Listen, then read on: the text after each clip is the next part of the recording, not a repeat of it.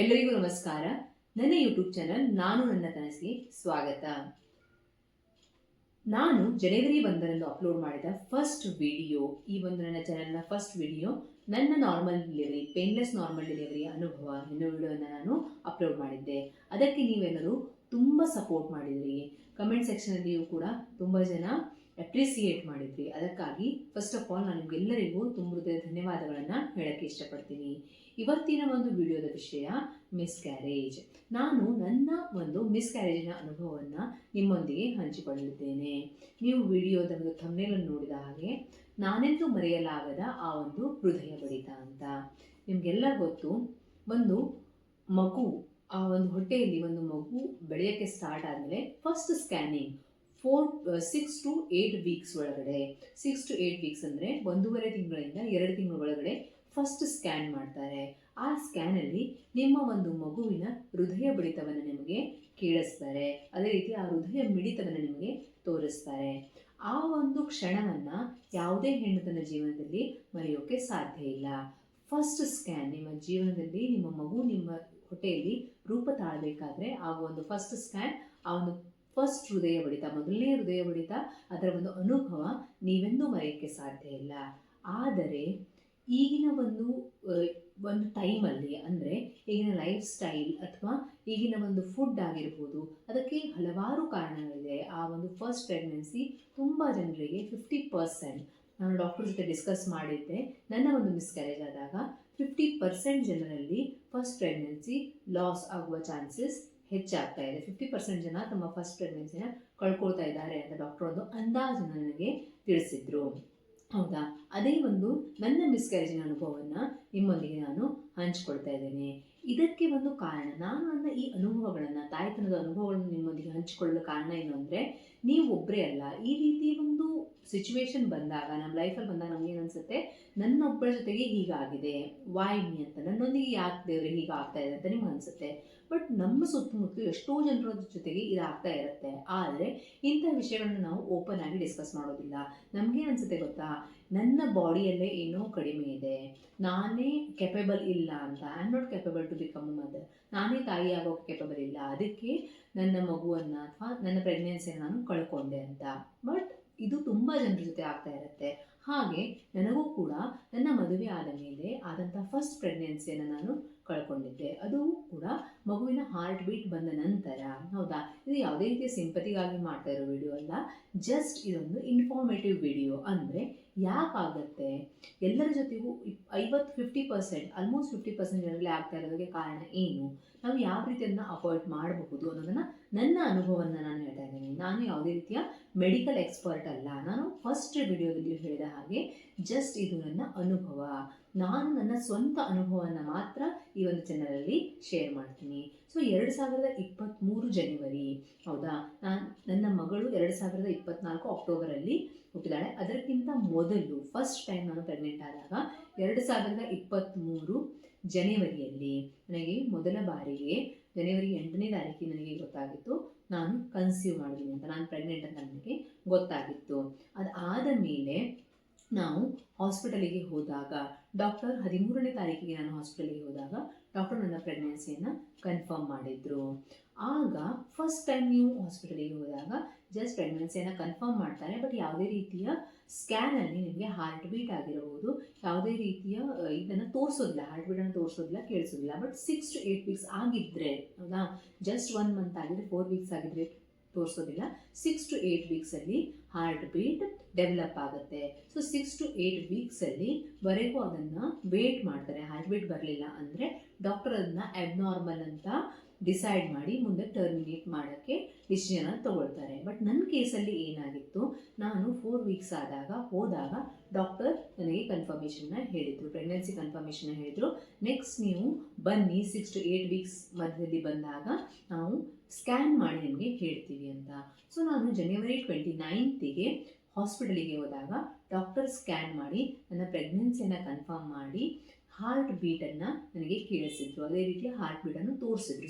Screen ಮೇಲೆ ಕಾಣುತ್ತೆ, technology ತುಂಬ ಮುಂದುವರೆದಿದೆ. ಸೊ ಸ್ಕ್ರೀನ್ ಮೇಲೆ ಅಲ್ಟ್ರಾಸೌಂಡ್ ಮಾಡಿದಾಗ ನಿಮ್ಮ ಹೊಟ್ಟೆಯಲ್ಲಿ ಮಿಡಿಯುತ್ತಿರುವ ಹೃದಯ ನಿಮಗೆ ಕಾಣಿಸುತ್ತೆ ಸ್ಕ್ರೀನ್ ಮೇಲೆ. ಸೊ ಅದೊಂದು ಅನುಭವ ತುಂಬ ಸ್ಪೆಷಲ್ ಆದ ಅನುಭವ ಅಂತ ನೋಡಿ. ಮನುಷ್ಯನ ಜೀವನದಲ್ಲಿ ಮೊದಲು ಸ್ಟಾರ್ಟ್ ಆಗೋದೇ ಹಾರ್ಟ್ ಬೀಟು, ಲಾಸ್ಟ್ಗೆ ಸ್ಟಾಪ್ ಆಗೋದೇ ಹಾರ್ಟ್ ಬೀಟು, ಹೌದಾ? ಫಸ್ಟ್ ನಿಮ್ಮ ತಾಯಿಯ ಹೃದಯದಲ್ಲಿ ನಿಮಗೆ ಸ್ಟಾರ್ಟ್ ಆಗಿರುವಂತಹ ಹೃದಯದ ಬಡಿತವನ್ನು ಆ ತಾಯಿ ನೋಡಿದಾಗ ಅವಳಿಗೆ ಆಗುವಂತಹ ರೋಮಾಂಚನವೇ ಬೇರೆ. ಯಾಕಂದರೆ ಆ ಒಂದು ಹೃದಯ ಒಂದು ಜೀವದೊಳಗೆ, ಒಂದು ಹೃದಯದೊಳಗೆ ಇನ್ನೊಂದು ಹೃದಯ ಇದೆ ಅಂತ, ಹೌದಾ? ನಮ್ಮದೊಂದು ಹೃದಯ, ತಾಯಿಯ ಹೃದಯ, ಆ ಹೃದಯದ ಒಳಗಡೆ, ಆ ಹೊಟ್ಟೆಯೊಳಗೆ ಇನ್ನೊಂದು ಹೃದಯ ಮಿಡಿತಾ ಇದೆ. ಆ ಒಂದು ಕ್ಷಣ ತುಂಬಾ ಸ್ಪೆಷಲ್ ಆದ ಕ್ಷಣ ಆಗಿತ್ತು. ಸೊ ಎಲ್ಲ ನಾರ್ಮಲ್ ಆಗಿತ್ತು. ಡಾಕ್ಟರ್ ಹೇಳಿದ್ರು ತುಂಬ ಹೆಲ್ದಿ ಆಗಿದೆ, ನೀವು ಪ್ರೆಗ್ನೆನ್ಸಿ 6 ವೀಕ್ಸ್ ಆದಮೇಲೆ ಈಗ ಹಾರ್ಟ್ ಬೀಟ್ ಡೆವಲಪ್ ಆಗಿದೆ ಅಂದರೆ ಯಾವುದೇ ರೀತಿಯ ಪ್ರಾಬ್ಲಮ್ಸ್ ಮುಂದೆ ಆಗೋದಿಲ್ಲ, ಹೆಲ್ದಿ ಆಗಿದೆ ಅಂತ. ಅದೇ ರೀತಿ ಜನವರಿ ಅಲ್ಲಿ ನನಗೆ ಪ್ರೆಗ್ನೆನ್ಸಿನ ಕನ್ಫರ್ಮ್ ಮಾಡಿದಾಗ 1.5 ತಿಂಗಳು, 2 ತಿಂಗಳು ಕಂಪ್ಲೀಟ್ ಆಗೋಕ್ಕೆ ಬಂದಿತ್ತು. ಓಕೆನಾ? 2 ತಿಂಗಳು ಕಂಪ್ಲೀಟ್ ಆಗೋಕ್ಕೆ ಬಂದಾಗ 8 ವೀಕ್ಸ್ ಅಂತ ನಾನು ನಿಮ್ಗೆ ಹೇಳಿದೆ, 2 ತಿಂಗಳು ಕಂಪ್ಲೀಟ್ ಆಗೋಕ್ಕೆ ಬಂದಿತ್ತು. ಅದಾದ ಮೇಲೆ ಫೆಬ್ರವರಿ 29ಗೆ 28th ನೈಟ್ 29ಗೆ ನನಗೆ ಸ್ಪಾಟಿಂಗ್ ಅಂದರೆ ಬ್ಲೀಡಿಂಗ್ ಸ್ಟಾರ್ಟ್ ಆಯಿತು. ಬ್ಲೀಡಿಂಗ್ ಸ್ಟಾರ್ಟ್ ಆದಾಗ, ಸ್ವಲ್ಪ ಬ್ಲೀಡಿಂಗ್ ಆದಾಗ ನಾನು ಡಾಕ್ಟ್ರಿಗೆ ಕಾಲ್ ಮಾಡಿದಾಗ ಕೆಲವೊಂದು ಪ್ರೆಗ್ನೆನ್ಸಿಯಲ್ಲಿ ಇದು ನಾರ್ಮಲ್ ಆಗಿರುತ್ತೆ, ಸ್ಪಾಟಿಂಗ್ ಆಗಲಿ ಬ್ಲೀಡಿಂಗ್ ಆಗಲಿ ಆದರೂ ಕೂಡ ನಿಮ್ಮ ಪ್ರೆಗ್ನೆನ್ಸಿ ಕಂಟಿನ್ಯೂ ಆಗುತ್ತೆ. ಸೊ ನೀವು ಯಾವುದೇ ರೀತಿಯ ಟೆನ್ಷನ್ನ ತೊಗೊಳ್ಬೇಡಿ, ಹಾಸ್ಪಿಟ್ಲಿಗೆ ಬಂದು ಮೀಟ್ ಆಗಿ ಅಂತ ಹೇಳಿದ್ರು. ಯಾಕಂದರೆ ರಾತ್ರಿ ಹೊತ್ತಾಗಿರೋದ್ರಿಂದ ಡಾಕ್ಟರ್ ಕಾಲ್ ಮಾಡಿದಾಗ ನನಗೆ ಯಾವುದೇ ರೀತಿಯ ಬಾಡಿ ಏಕ್ಸ್ ಆಗಲಿ ಅಥವಾ ಹೊಟ್ಟೆಯಲ್ಲಿ ನೋವಾಗಲಿ ಇರಲಿಲ್ಲ. ನಾನು ಬೆಳಗ್ಗೆ ಹೋಗಿ ಹಾಸ್ಪಿಟಲಲ್ಲಿ ಚೆಕ್ ಮಾಡಿದಾಗ ಡಾಕ್ಟರ್ ಅಲ್ಟ್ರಾಸೌಂಡ್ ಮಾಡಿ ಹೇಳಿದರು ಆ ಒಂದು ಹೃದಯ ಬಡಿತ ಸ್ಟಾಪ್ ಆಗಿದೆ ಅಂತ, ಹೌದಾ? ಇಂತಹ ಅನುಭವ ಹಲವಾರು ಮಹಿಳೆಯರು ಇದನ್ನು ಅನುಭವಿಸಿರ್ತಾರೆ. ಆ ಒಂದು ಟೈಮಲ್ಲಿ ಮೆಂಟಲಿ ಏನು ನಿಮ್ಮ ಮನಸ್ಸಲ್ಲಿ ಏನಾಗುತ್ತೆ, ಬಾಡಿಯಲ್ಲೇ ಆಗ್ತಾ ಇರೋ ನೋವಿಗಿಂತ ಜಾಸ್ತಿ ನೀವು ಮೆಂಟಲಿ ಸ್ಟ್ರೆಸ್ಸಲ್ಲಿ ಬರ್ತೀರಾ. ಯಾಕಂದರೆ ಒಂದು ಜೀವ, ಹೌದಾ? ಅದನ್ನು ಕೈಯಲ್ಲಿ ಬಂದಿರೋದಿಲ್ಲ, ಬಟ್ ಅದರ ಜೊತೆಗೆ ನೀವು ಬದುಕೋಕೆ ಸ್ಟಾರ್ಟ್ ಮಾಡಿಬಿಟ್ಟಿರ್ತೀರಾ, ಹೌದಾ? ಅದು ನಿಮ್ಮದು ಅನ್ನುವಂತಹ ಒಂದು ಭಾವನೆ ನಿಮ್ಗೆ ಆಗಲೇ ಬಂದುಬಿಟ್ಟಿರತ್ತೆ. ಸೊ ಅದು ಒಂದು ಡಾಕ್ಟರ್ ಹೇಳಿದಾಗ ಡಾಕ್ಟರ್ ಸ್ಕ್ಯಾನಿಂಗ್ ಮಾಡಿ ನನಗೆ ಹೇಳಿದರು, ಇಲ್ಲ ಮ್ಯಾಮ್ ಅದೇನಾಗಿದೆ, ನಿಮ್ಮ ಹೊಟ್ಟೆಲಿರುವ ಮಗು ತಾನೇ, ಅಂದರೆ ಮಿಸ್ಡ್ ಅಬಾರ್ಷನ್ ಅಂತೀವಿ, ತಾನಾಗಿ ಆ ಮಗು ಅಬಾರ್ಟ್ ಆಗಿದೆ.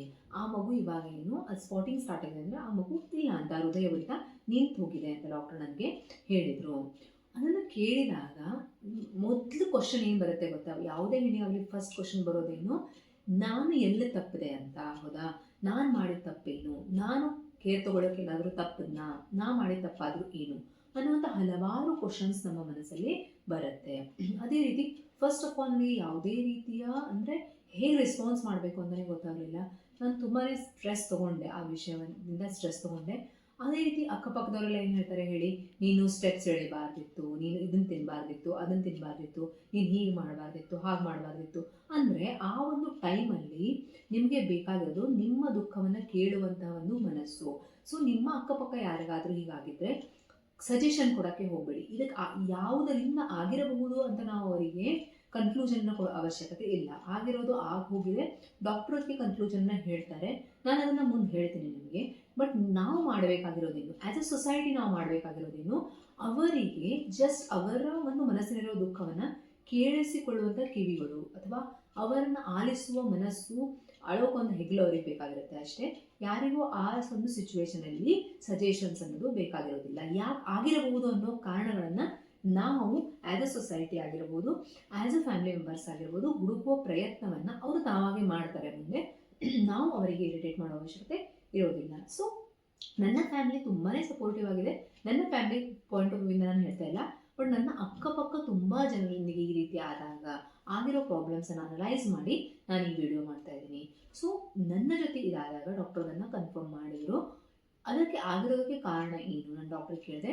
ಡಾಕ್ಟರ್ ಹೇಳೋ ಪ್ರಕಾರ 50% ಆಫ್ ಅಬಾರ್ಷನ್ಸ್ ಆಗೋದು ಫಸ್ಟ್ 3 ಮಂತ್ಸ್ ಆಗೋದ್ರೊಳಗೆ, ಅಂದರೆ 12 ವೀಕ್ಸ್ ಆಗೋದ್ರೊಳಗೆ, 3 ತಿಂಗಳು ಕಂಪ್ಲೀಟ್ ಆಗೋದ್ರೊಳಗೆ ಆಗೋದಕ್ಕೆ ಕಾರಣ ಕ್ರೋಮೋಸೋಮಲ್ ಅಬ್ನಾರ್ಮಲಿಟೀಸ್, ಅಥವಾ ನಾವೇನಂತೀವಿ ಆ ಒಂದು ಮಗು ಏನಿದೆ ಅದು ಮುಂದೆ ಹೋಗಿ ಒಂದು ಹೆಲ್ದಿ ಮಗುವಾಗಿ ರೂಪುಗೊಳ್ಳೋಕ್ಕೆ ಸಾಧ್ಯ ಇಲ್ಲ ಅಂತ ಗೊತ್ತಾದಾಗ ನಿಸರ್ಗ ತಾನಾಗಿ ಆ ಮಗುವಿನ ಗ್ರೋತನ್ನು ಅಲ್ಲಿಗೆ ಸ್ಟಾಪ್ ಮಾಡುತ್ತೆ. ಅರ್ಥ ಆಗ್ತಾ ಇದೆಯಾ?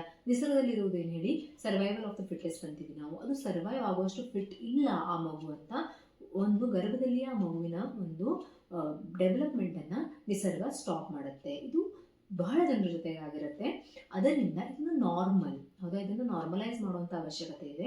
ಇದು ನನ್ನೊಂದಿಗಷ್ಟೇ ಆಗಿದೆ ಅಥವಾ ನಿಮ್ಮೊಂದಿಗಾಗಿದ್ರೆ ನಿಮ್ಮೊಂದಿಗಷ್ಟೇ ಅಂತಲ್ಲ, ಇದು ತುಂಬ ಕಾಮನ್, ಹೌದಾ. ಅದಕ್ಕಾಗಿ ನಿಮಗೆ ಆಗಿರುವಂಥ ಅಬಾರ್ಷನ್ನಿನ ಕಾರಣ ಏನಿರ್ಬೋದು, ಕ್ರೋಮೋಸೋಮಲ್ ಅಬ್ನಾರ್ಮಲಿಟೀಸ್, ಅಂದರೆ ಆ ಮಗು ಮುಂದೆ ಹೋಗಿ ಹೆಲ್ದಿ ಮಗು ಆಗಿರದೇ ಇರೋದ್ರಿಂದ ನಿಸರ್ಗವೇ ಅದರ ಗ್ರೋತನ್ನು ಸ್ಟಾಪ್ ಮಾಡಿದೆ. ಸೊ ನಾವು ದೇವರಿಗೆ ಥ್ಯಾಂಕ್ಸ್ ಹೇಳಬೇಕು. ಮುಂದೆ ಹೋಗಿ ಆಗುವಂಥ ಅವಘಡವನ್ನು ನಿಸರ್ಗ ಮೊದಲೇ ಸ್ಟಾಪ್ ಮಾಡಿರುತ್ತೆ. ಇದು ಒಂದು ಮೇನ್ ಕಾರಣ. ನನ್ನ ಜೊತೆಗೆ ಆಗಿರೋದು ಇದೆ ಅಂತ ಡಾಕ್ಟ್ರು ಒಂದು, ಅಂದರೆ ಅವರು ಕನ್ಫರ್ಮೇಷನ್ ಅಂತ ಹೇಳಕ್ಕೆ ಬರೋದಿಲ್ಲ, ಬಟ್ ಪಾಸಿಬಿಲಿಟೀಸ್, ಇದು ಒಂದು ಪಾಸಿಬಿಲಿಟಿ. ಇದು 50% ಅಂತ ಹೇಳಿದೆ. ಅಂದರೆ ಒಂದು 100 ಮಿಸ್ಕ್ಯಾರೇಜಸ್ ಆದರೆ 66 ಅಂದರೆ 2/3 ಅಬ್ನಾರ್ಮಲಿಟೀಸ್ ಮಿಸ್ಕ್ಯಾರೇಜಸ್ ಆಗೋದಕ್ಕೆ ಕಾರಣ ಇದೆ ಅಂತ ಡಾಕ್ಟರ್ ಹೇಳ್ತಾರೆ. ಅದಾದ ಮೇಲೆ ಇರೋ ಕಾರಣ ಸ್ಟ್ರೆಸ್ ಇರ್ಬೋದು, ಹೌದಾ. ನೀವು ಪ್ರೆಗ್ನೆಂಟ್ ಆಗಿದ್ದಾಗ ಖುಷಿಯಾಗಿರಬೇಕು, ಸ್ಟ್ರೆಸ್ ತೊಗೊಳ್ಬಾರ್ದು ಅಂತ ಡಾಕ್ಟರ್ ಹೇಳ್ತಾರೆ. ಸ್ಟ್ರೆಸ್ ಯಾರು ಬೇಕಂತ ಸ್ಟ್ರೆಸ್ ತೊಗೊಳ್ಳೋದಿಲ್ಲ, ಕೆಲವೊಂದು ಸಿಚುವೇಶನ್ಸ್ ಇರುತ್ತೆ, ಸ್ಟ್ರೆಸ್ ಆಗಿರುತ್ತೆ, ಅದು ಒಂದು ಕಾರಣ ಇರ್ಬೋದು. ಬಟ್ ಸ್ಟ್ರೆಸ್, ನಾರ್ಮಲ್ ಸ್ಟ್ರೆಸ್ ಅಂದರೆ ಏನು ಹೇಳಿ, ನೀವು ಜಾಬ್ ಮಾಡ್ತಾ ಇರ್ತೀರಾ, ಜಾಬ್ ಒಂದು ಜಾಗದಲ್ಲಿ ಇರುವಂಥ ಸ್ಟ್ರೆಸ್ ಅದೆಲ್ಲ ಅಲ್ಲ. ಸಣ್ಣ ಸಣ್ಣ ಸ್ಟ್ರೆಸ್ನ ತಡ್ಕೊಳ್ಳುವಂತಹ ಕೆಪಾಸಿಟಿ ಬಾಡಿಗೆ ಇರುತ್ತೆ. ಏನೋ ಒಂದು ಶಾಕ್ ಅಥವಾ ದೊಡ್ಡ ಏನೋ ಒಂದು ಶಾಕ್ ಆದರೆ ನಿಮಗೆ ಆ ರೀತಿ ಆಗಬಹುದು. ಅದರೊಂದಿಗೆ ಈಗಿನ ಕಾಲದಲ್ಲಿ age is the main factor, ಹೌದಾ. ನಮ್ಮ ಮದುವೆ ಆಗ್ತಾ ನಮ್ಮ ಕರಿಯರ್ ಸೆಟಲ್ ಮಾಡಿಕೊಂಡು ನಾವು ನಮ್ಮ ಒಂದು ಎಜುಕೇಷನನ್ನು ಕಂಪ್ಲೀಟ್ ಮಾಡಿ ಮದುವೆ ಆಗೋ ಏಜ್ ಏನಾಗ್ತದೆ ಅಂದರೆ ಲೇಟ್ ಆಗ್ತಾಯಿದೆ. ಸೊ ಇವಾಗ ಪ್ರೆಗ್ನೆನ್ಸಿ ಏಜ್ ಅಬೌವ್ 30 ಆಗಿರೋದ್ರಿಂದ ಇದು ಒಂದು ರೀಸನ್ ಇರಬಹುದು ಅಂತ ಡಾಕ್ಟರ್ ಹೇಳ್ತಾರೆ. ಸೊ ನಿಮ್ಮ ಕೇಸಲ್ಲಿ ಯಾವ ರೀಸನಿಂದ ಅದಾಗಿದೆ ಅನ್ನೋದನ್ನು ನೀವು ಒಂದ್ಸಲ ಇದರಿಂದ ಸಫರ್ ಆಗಿದ್ದರೆ ಡಾಕ್ಟರ್ ಜೊತೆಗೆ ಡಿಸ್ಕಸ್ ಮಾಡಿ ನೀವು ಈ ಒಂದು ಕನ್ಕ್ಲೂಷನ್ಗೆ ಬರಬೇಕು. ಅದನ್ನು ಬಿಟ್ಟು ನಾವು ಆ್ಯಸ್ ಅ ಸೊಸೈಟಿ ಆ ಕಪಲಿಗಾಗಿರ್ಬೋದು, ಆ ಒಂದು ಮಹಿಳೆಗಾಗಿರ್ಬೋದು, ನಾವು ಮೆಂಟಲ್ ಸ್ಟ್ರೆಸ್ಸನ್ನು ಕೊಡಬಾರ್ದು ಅಂತ ನನಗೆ ಅನಿಸುತ್ತೆ. ಅದರ ಜೊತೆಗೆ ಹೌ ಟು ಅವಾಯ್ಡ್ ಮಾಡಬೇಕು ಅಂದರೆ ಏನು, ನಾನು ಹೇಳಿದ ಹಾಗೆ ನಾನು ಮೆಡಿಕಲ್ ಎಕ್ಸ್ಪರ್ಟ್ ಅಲ್ಲ, ಅದಕ್ಕಾಗಿ ನಾನು ನಿಮಗೆ ಸಜೆಸ್ಟ್ ಮಾಡೋದೇನು, ಆ ಒಂದು ಮಿಸ್ಕ್ಯಾರೇಜ್ ಆದ ಮೇಲೆ ನಾನೇನು ಮಾಡಿದೆ, ನಾನು ಫಸ್ಟು ನೆಕ್ಸ್ಟ್ ಒಂದು ಬೇಬಿಯನ್ನು ಅಥವಾ ನೆಕ್ಸ್ಟ್ ಪ್ರೆಗ್ನೆನ್ಸಿಯನ್ನು ಪ್ಲ್ಯಾನ್ ಮಾಡೋದಕ್ಕಿಂತ ಮೊದಲು ನಾನು ಡಾಕ್ಟರ್ಗೆ ಮೀಟ್ ಆಗಿ ನಮ್ಮ ಗೈನಕಾಲಜಿಸ್ಟ್ಗೆ ನನ್ನ ಹಿಸ್ಟ್ರಿಯನ್ನು ಹೇಳಿ ಈ ರೀತಿ ಆಗಿತ್ತು. ಡಾಕ್ಟರ್ ಹೇಳೋ ಪ್ರಕಾರ ಕಂಟಿನ್ಯೂಸ್ ಆಗಿ ರಿಕರಿಂಗ್ ಅಂದರೆ ಕಂಟಿನ್ಯೂಸ್ ಆಗಿ ಬ್ಯಾಕ್ ಟು ಬ್ಯಾಕ್ 3 ಮಿಸ್ಕ್ಯಾರೇಜಸ್ ಆದರೆ ಅದನ್ನು ನಾವು ಸೀರಿಯಸ್ ಕಂಡೀಷನ್ ಅಂತ ಕನ್ಸಿಡರ್ ಮಾಡ್ತೀವಿ. ಒಂದು miscarriage because of food, life style, stress ಅಥವಾ ಈಗಿರುವಂತಹ ಎಲ್ಲ ಫ್ಯಾಕ್ಟರ್ಸಿಂದ ತುಂಬ ಕಾಮನ್ ಆಗಿದೆ. ಆದ್ದರಿಂದ ನಿಮ್ಮ ಒಂದು ಮಿಸ್ಕ್ಯಾರೇಜ್ ಆಗಿರೋದು ಒಂದು ಸೀರಿಯಸ್ ಕಂಡೀಷನ್ ಅಂತ ನಾವು ಕನ್ಸಿಡರ್ ಮಾಡೋದಿಲ್ಲ ಅಂತ ಡಾಕ್ಟರ್ ಹೇಳಿದರು. ಸೊ 23 ಡಿಸೆಂಬರಲ್ಲಿ ನಾನು ಡಾಕ್ಟರಿಗೆ ಮೀಟ್ ಆದಾಗ ಡಾಕ್ಟರ್ ಹೇಳಿದ್ದು ಇದೆ. ಅದಕ್ಕೆ ನಾನು ನನ್ನ ಯೂಟ್ಯೂಬ್ ಚಾನಲಿಂದ ನಿಮಗೆ ಇನ್ಫಾರ್ಮೇಟಿವ್ ಅನಿಸಿದರೆ ನಾನು ಹೇಳೋ ಒಂದು ಸಜೆಷನ್ ಏನು, ನೀವು ನಿಮ್ಮ ಗೈನಕಾಲಜಿಸ್ಟನ್ನು ನಿಮಗೆ ಮೀಟ್ ಆಗಿ ಒಬ್ಬ ಒಳ್ಳೆ ಗೈನಕಾಲಜಿಸ್ಟನ್ನ ಮೀಟ್ ಆಗಿ ನೀವು ಸಜೆಷನನ್ನು ತೊಗೊಳ್ಬೇಕು, ಹೌದಾ. ಅದಾದ ಮೇಲೆ ಅವರು ವಿಟಮಿನ್ಸನ್ನು, ಮಲ್ಟಿವಿಟಮಿನ್ಸ್ ಆಗಿರ್ಬೋದು ಅಥವಾ ನಿಮಗೆ ಫಾಲಿಕ್ ಆ್ಯಸಿಡ್ ಆಗಿರ್ಬೋದು ಅಥವಾ ನಿಮ್ಮ ಲೈಫ್ ಸ್ಟೈಲ್ ಚೇಂಜಸ್ ಹೇಳಿದರೆ, ನೀವು ಒಬೆಸಿಟಿ ಇದ್ದರೆ, ಹೌದಾ. ಈಗಿನ ಕಾಲದಲ್ಲಿ ಇರುವಂಥ ಒಂದು ರೀಸನ್ ಒಬೆಸಿಟಿ, ನಮ್ಮ ಫುಡ್ ನಾವು ಚೆನ್ನಾಗಿ ತಗೊಳ್ತಾ ಇಲ್ಲ, ನಿಮ್ಮ ಒಬೆಸಿಟಿ ಇರ್ಬೋದು ಅಥವಾ ನೀವು ಜಂಕ್ ಜಾಸ್ತಿ ತಿಂತಾ ಇದ್ದೀರಾ. ಈ ಎಲ್ಲ ರೀಸನ್ಸ್ ಇದ್ದರೆ ನಿಮ್ಮ ರೀಸನ್ ಯಾವುದು ಅಂತ ಫೈಂಡ್ ಔಟ್ ಮಾಡಿ ನಿಮ್ಮ ಗೈನಕಾಲಜಿಸ್ಟನ್ನು ಮೀಟ್ ಆಗಿ ನೀವು ಅದಕ್ಕೆ ಒಂದು ಸೊಲ್ಯೂಷನ್ನ ಕಂಡುಕೊಳ್ಬೇಕು. ಸೊ ಒಂದು ಹೆಲ್ದಿ ಮಗು ಒಂದು ಹೆಲ್ದಿ ಬಾಡಿಯಲ್ಲಿಯೇ ಬೆಳೆಯೋಕ್ಕೆ ಸಾಧ್ಯ ಅನ್ನೋದು ನಾನು ಕಂಡುಕೊಂಡಂತಹ ಸತ್ಯ. ಅದಕ್ಕಾಗಿ ಆಗಿರೋ ಮಿಸ್ಕ್ಯಾರೇಜ್ ಅಥವಾ ಮುಂದೆ ಆಗ್ಬೋದು ಅಂತ ಹೆದರಿಕೆ ಇಟ್ಕೊಳ್ಳೋಕ್ಕಿಂತ ಮೊದಲು, ಅಥವಾ ನಿಮ್ಮ ಜೊತೆ ಈ ರೀತಿ ಆಗಿದ್ದರೆ, ಅಥವಾ ನೀವು ಈಗ ಮಗುವನ್ನು ನನಗೆ ಒಂದು ಹೆಲ್ದಿ ಮಗು ಆಗಬೇಕು ಅಂತ ನಿಮ್ಮ ಮನಸ್ಸಲ್ಲಿದ್ದರೆ, ಮೊದಲೇ ನಾವು ಮಾಡಬೇಕಾಗಿರೋದು ನಮ್ಮ ಬಾಡಿಯನ್ನು ನಾವು ಹೆಲ್ದಿಯಾಗಿ ಇಟ್ಕೊಳ್ಬೇಕು. ಫಸ್ಟ್ ನಾವು ನಮ್ಮ ಒಂದು ಕಾಳಜಿನ ನಾವು ತೊಗೊಂಡ್ರೆ ಮಾತ್ರ ಆಗೋದು. ಸೊ ನಿಮ್ಮ ಬಾಡಿಗೆ ಬೇಕಾಗಿರುವಂತಹ ವಿಟಮಿನ್ಸ್, ನಿಮ್ಮ ಬಾಡಿಗೆ ಬೇಕಾಗಿರುವಂತಹ ಎಕ್ಸಸೈಸ್, ನಿಮ್ಮ ಬಾಡಿಗೆ ಬೇಕಾಗಿರುವಂಥ ಮೆಂಟಲ್ ಪೀಸ್ ಅದು ಇದ್ದರೆ ಮಾತ್ರ ನಾವು ಒಂದು ಸುಂದರವಾದ ಹೆಲ್ದಿ ಮಗುವನ್ನು ಅದನ್ನು ನಮ್ಮ ಒಂದು ಹೊಟ್ಟೆಯಲ್ಲಿ ಬೆಳೆಸೋಕ್ಕೆ ಸಾಧ್ಯ ಅಂತ ನನಗೆ ಅನಿಸುತ್ತೆ.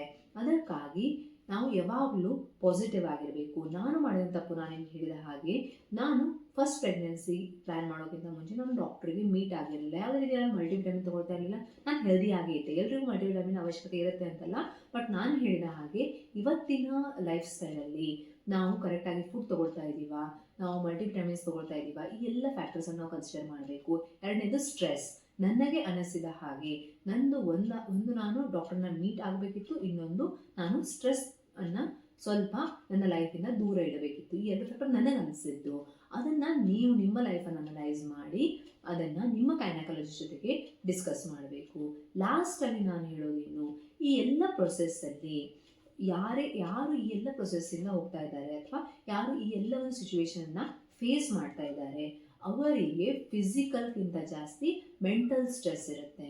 ಹೌದಾ, ಅವರಿಗೆ ಹೀಗಾಯ್ತಲ್ಲ ಅನ್ನುವಂಥ ದುಃಖ ಇರುತ್ತೆ. ಆಗ ನಾವು ಅವರನ್ನು ಅದರಿಂದ ಹೊರಗೆ ತರಕ್ಕೆ ಏನು ಮಾಡಬೇಕು, ಆಗ ಅದೇ ವಿಷಯಗಳನ್ನು ರಿಪೀಟೆಡ್ ಆಗಿ ಡಿಸ್ಕಸ್ ಮಾಡೋದನ್ನು ನಾವು ಅವಾಯ್ಡ್ ಮಾಡಬೇಕು. ಹೌದಾ, ಹೀಗೇಕಾಯಿತು ಅನ್ನೋದು ಆಗಿರ್ಬೋದು, ಅಥವಾ ನೆಕ್ಸ್ಟ್ ಮಗುವನ್ನು ಯಾವಾಗ ಪ್ಲ್ಯಾನ್ ಮಾಡ್ತೀರಾ, ಮಗುವನ್ನು ಪ್ಲ್ಯಾನ್ ಮಾಡೋದು ಅಥವಾ ಅವರಿಗೆ ಆಗಿರುವಂಥ ಮಿಸ್ಕ್ಯಾರೇಜ್ ಆಗಿರ್ಬೋದು, ಇದು ತುಂಬ ಪರ್ಸ್ನಲ್ ವಿಷಯ. ಅದರ ಬಗ್ಗೆ ಯಾರೂ ಅವರಿಗೆ ಕೇಳಬಾರ್ದು. ಅದರಿಂದ ಏನಾಗುತ್ತೆ ಹೇಳಿ, ತುಂಬಾ ಇರಿಟೇಟ್ ಅಥವಾ ಮನಸ್ತಾಪ ಆಗುತ್ತೆ. ಸೊ ಅವರಿಗೆ ನಾವು ಬೇರೆ ವಿಷಯಗಳಲ್ಲಿ ಬೇರೆ ಏನಾದರೂ ಮಾತಾಡಿ ಅವರ ಮೆಂಟಲಿ ಅವ್ರನ್ನ ಡೈವರ್ಟ್ ಮಾಡೋಕ್ಕೆ ಟ್ರೈ ಮಾಡಬೇಕು, ಖುಷಿಯಾಗಿಡೋಕ್ಕೆ ಟ್ರೈ ಮಾಡಬೇಕು ಅಂತ ನನಗನ್ಸುತ್ತೆ. ಇದಕ್ಕೆಲ್ಲ ಸೊಲ್ಯೂಷನ್ ಅಂದರೆ ಅವರಿಗೆ ಇರುವಂತಹ ದುಃಖವನ್ನು ನಮಗೆ ಹೇಗೆ ಕಡಿಮೆ ಮಾಡೋಕ್ಕೆ ಸಾಧ್ಯ ಅನ್ನೋದನ್ನು ನಾವು ನೋಡ್ಕೊಳ್ಬೇಕು. ಹೌದಾ, ಇದು ನನ್ನ ಒಂದು ಮಿಸ್ಕ್ಯಾರೇಜಿಂದ ನಾನು ಕಂಡುಕೊಂಡಂತಹ ಒಂದು ಅನುಭವ ಅಥವಾ ಎಕ್ಸ್ಪೀರಿಯನ್ಸ್. ನನ್ನ ಒಂದು ಮಿಸ್ಕ್ಯಾರೇಜ್ ಆದಮೇಲೆ ಡಾಕ್ಟರ್ ನನಗೆ DNC ಅಂದರೆ ಡೈಲೇಷನ್, DNC ಅಂತಾರೆ. ಅಂದರೆ ಒಂದು ಆಡು ಭಾಷೆಯಲ್ಲಿ ಹೇಳೋದಾದರೆ ನಮ್ಮ ಗರ್ಭಾಶಯವನ್ನು ಆ ಒಂದು ಮಗು ಅದರ ಗ್ರೋತ್ ಇವಾಗ ಸ್ಟಾಪ್ ಆಗಿರುತ್ತೆ. ಬ್ಲೀಡಿಂಗಿಂದ ನ್ಯಾಚುರಲ್ ಆಗಿ ಎಷ್ಟು ಬಾಡಿ ಕ್ಲೀನ್ ಆಗಿರುತ್ತೆ, ಆದರೆ ಎಷ್ಟು ಸಣ್ಣ ಸಣ್ಣ ಪಾರ್ಟಿಕಲ್ಸ್ ನಮ್ಮ ಗರ್ಭಕೋಶದಲ್ಲಿ ಉಳಿದಿದ್ರೆ ಅದನ್ನು ಡಾಕ್ಟರ್ ಕ್ಲೀನ್ ಮಾಡ್ತಾರೆ ಒಂದು ಸಣ್ಣ ಸರ್ಜಿಕಲ್ ಪ್ರೊಸೆಸ್ಸಿಂದ. ಒಂದು ತುಂಬಾ ಮೈಲ್ಡ್ ಅನಸ್ತೇಷಿಯನ್ನು ಕೊಟ್ಟು ಅದನ್ನು ಏನು ಮಾಡ್ತಾರೆ, ಒಂದು ಪ್ರೊಸೀಜರಿಂದ ಗರ್ಭಾಶಯವನ್ನು ಕ್ಲೀನ್ ಮಾಡ್ತಾರೆ. ಹೌದಾ, ಅದು ಮಾಡೋದಕ್ಕೆ ಕಾರಣ ಏನು ಅಂದರೆ ಮುಂದಿನ ಪ್ರೆಗ್ನೆನ್ಸಿಯಲ್ಲಿ ಯಾವುದೇ ರೀತಿಯ ಪಾರ್ಟಿಕಲ್ಸ್ ಉಳಿದಿರಬಾರ್ದು. ಅದರಿಂದ ಮುಂಬರುವ ಮಗುವಿಗೆ ಅಥವಾ ನಿಮ್ಮ ಬಾಡಿಗೆ, ಮಗುವಿಗೆ ಆಗಿರ್ಬೋದು ನಿಮ್ಮ ಬಾಡಿಗೆ ಆಗಿರ್ಬೋದು, ಯಾವುದೇ ರೀತಿಯ ಒಂದು ತೊಂದರೆ ಆಗಬಾರ್ದು ಅನ್ನೋದು ಆ ಒಂದು ಪ್ರೊಸೀಜರಿನ ಉದ್ದೇಶ. ಹೌದಾ, ಅದನ್ನು ನನಗೂ ಕೂಡ ಡಾಕ್ಟರ್ ಅದನ್ನು ಸಜೆಸ್ಟ್ ಮಾಡಿದರು. DNC ಪ್ರೊಸೀಜರನ್ನು ಮಾಡಿದರು. ಅದಾದ ಮೇಲೆ ಸೆಕೆಂಡ್ ಟೈಮ್ ನಾನು ಅಗೇನ್ 24 ಜನವರಿಯಲ್ಲಿ ಪ್ರೆಗ್ನೆಂಟ್ ಆಗಿದ್ದೆ. ಇವಾಗ 24 ಅಕ್ಟೋಬರಲ್ಲಿ ಒಂದು ಸುಂದರ ಹೆಣ್ಣು ಮಗು, ನನ್ನ ಕನಸು ನನ್ನ ಕೈ ಸೇರಿತು ಅಂತ ನಾನು ನಿಮಗೆ ಲಾಸ್ಟ್ ವಿಡಿಯೋದಲ್ಲಿ ಹೇಳಿದ್ದೆ. ಈ ವಿಡಿಯೋವನ್ನು ಮಾಡೋ ಉದ್ದೇಶ ಇಷ್ಟೇ. ನಿಮ್ಮೊಂದಿಗೆ ಹೀಗಾಗಿದ್ದರೆ ಅಥವಾ ನಿಮ್ಮ ಸುತ್ತು ಯಾರಿಗಾದರೂ ಹೀಗಾಗಿದ್ದರೆ ಮಿಸ್ಕ್ಯಾರೇಜ್ ಆಗಿದ್ರೆ, ದಟ್ ಈಸ್ ವೆರಿ ಕಾಮನ್. ಒಳ್ಳೆಯ ಗೈನಕಾಲಜಿಸ್ಟ್ ದೇವರ ಆಶೀರ್ವಾದದಿಂದ ಎಲ್ಲರಿಗೂ ಒಂದು ಸುಂದರ ಮಗು ಅವರ ಜೀವನದಲ್ಲಿ ಬಂದೇ ಬರುತ್ತೆ. ಹೌದಾ, ಧನ್ಯವಾದಗಳು. ಮುಂದಿನ ಒಂದು ವಿಡಿಯೋದಲ್ಲಿ ಮತ್ತೆ ಭೇಟಿಯಾಗೋಣ.